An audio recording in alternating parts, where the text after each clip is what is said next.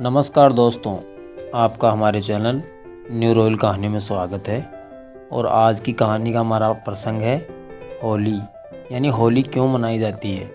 तो सबसे पहले तो आप सभी दर्शकों को होली की हार्दिक शुभकामनाएं। और आज हम आपको बताएंगे कि होली क्यों और कैसे मनाई जाती है, इसकी पौराणिक कथा क्या है।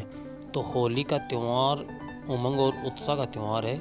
ये असत्य पर सत्य की विजय का पर्व है, लेकिन इसकी पहचान अपनी रंगीन उत्सव धार्मिकता की वजह से पूरी दुनिया में बन गई है। पूरी दुनिया से लोग होली का त्यौहार मनाने के लिए भारत आते हैं। होली का त्यौहार क्यों मनाया जाता है, क्यों किया जाता है, होलिका का दहन क्यों मनाई जाती है, धुलंडी, इन सभी सवालों के जवाब इस कहानी में हम आपको देने की कोशिश करेंगे। हिंदी पंचांग के अनुसार होली का पर्व फागुन महीने की पूर्णिमा के दिन मनाया जाता है। इस दिन चारों ओर खुशी का माहौल होता है। शायद ही ऐसा कोई होता होगा जो इस त्यौहार पे हर्ष अनुभव न करता हो। कश्मीर से लेकर कन्याकुमारी और गुजरात से लेकर बंगाल तक भारत के हर प्रदेश में होली का पर्व बड़े ही हर्ष उल्लास के साथ मनाया जाता है। रंगों के इस त्यौहार के साथ ही ऋतु परिवर्तन भी हो जाता है। होली के दिन से सर्दियों का अंत और गर्मी शुरू हो जाती है। 2 दिन के इस रंग बिरंगे पर्व की शुरुआत पहले दिन होलिका दहन से होती है। होलिका दहन फागुन माह की पूर्णिमा को रात में या शाम के समय होता है। अगले दिन सुबह प्रतिस्पर्धा होती है और चैत का महीना प्रारंभ हो जाता है। इस दिन लोग जी भरकर एक दूसरे के साथ गुलाल होली खेलते हैं, रंग और गुलाल से होली खेलते हैं। चारों ओर माहौल खुशनुमा और रंगीन होता है। क्यों पड़ा इस त्यौहार का नाम होली? होली शब्द होलिका से आया है। इसका संबंध दैत्यराज हिरण्याकश्यप और भक्त प्रहलाद की कहानी से है।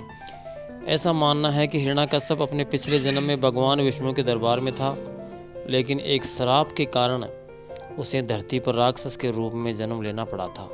हिरण्याकश्यप का बेटा प्रहलाद सदैव हिरण्याकश्यप के काम का विरोध करता था, इसलिए हिरण्याकश्यप ने अपने पुत्र प्रहलाद को मरवाने के लिए अपनी बहन होलिका को बुलाया। होलिका के साथ प्रहलाद आग में बैठ गया, परंतु विष्णु भक्त प्रहलाद का बाल भी बांका नहीं हुआ। भक्त की विजय हुई और राक्षस की पराजय। उस दिन से सत्य और असत्य पर विजय घोषित कर दी गई। तब से लेकर आज तक होलिका दहन की स्मृति में होली मनाई जाती है, क्योंकि होली को आग में न जलने का वरदान प्राप्त था, लेकिन भगवान विष्णु का भक्त प्रहलाद की वजह से वो भी जल गई।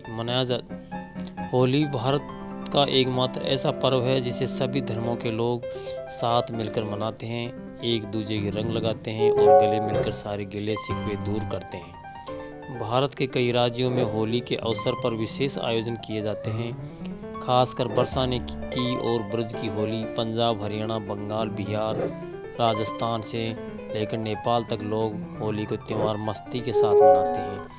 होली खेलने के लिए विदेशी सैलानी भी भारी मात्रा में भारत आते हैं। पिछले कुछ सालों में होली का प्रचलन इतना बढ़ गया है कि कई देशों में होली का त्यौहार मनाया जाने लगा है। होलिका दहन का महत्व। होली के दिन गली के कोने पर या चौराहे के मध्य लोग प्रहलाद रूप एक लकड़ी गाड़ते हैं, जिसे होली का डांडा भी कहा जाता है। फिर उसके चारों ओर लकड़ियों का झाड़ जगाड़ लगाते हैं। फिर मुहूर्त के समय अनुसार महिलाएं उसकी पूजा अर्चना करती हैं और फिर उसमें आग लगा देते हैं। आग में से प्रहलाद रूपी उस लकड़ी को निकाल लेते हैं। आग जलाने की ये प्रथा होली का दहन की याद दिलाती है। और फिर सिलसिला शुरू होता है होली के धमाल की। महिलाएं और पुरुष दोनों ही समूह में फाग गीत गाते हैं। ये दौर अगले दिन सुबह धुलंडी को परवान चढ़ता है। लोग एक दूसरे के चेहरे पर रंग गुलाल लगाते हैं, होली की बधाइयाँ देते हैं और होली गीतों का नृत्य करते हैं। हिंदी फिल्मों में भी कई होली के गीत भी बहुत लोकप्रिय हुए हैं, जो लोगों की जुबान पर आज भी चढ़े हुए हैं। धुलंडी का महत्व। धुलंडी महोत्सव, रंगों का त्यौहार, पूरे दिन भारत में होली दहन के बाद मनाया जाता है और बसंत की शुरुआत का प्रतीक है। इस दिन युवा और बूढ़े समान रूप से रंग और पानी के साथ खेलते हैं।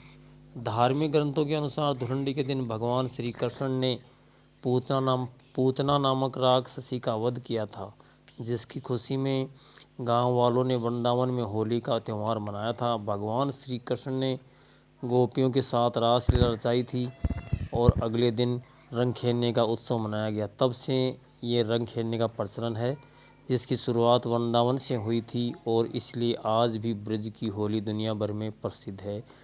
आशा करता हूँ आप सभी को ये हमारी कहानी पसंद आई होगी, और पसंद आई तो कहानी को शेयर, लाइक एवं चैनल को सब्सक्राइब ज़रूर करें।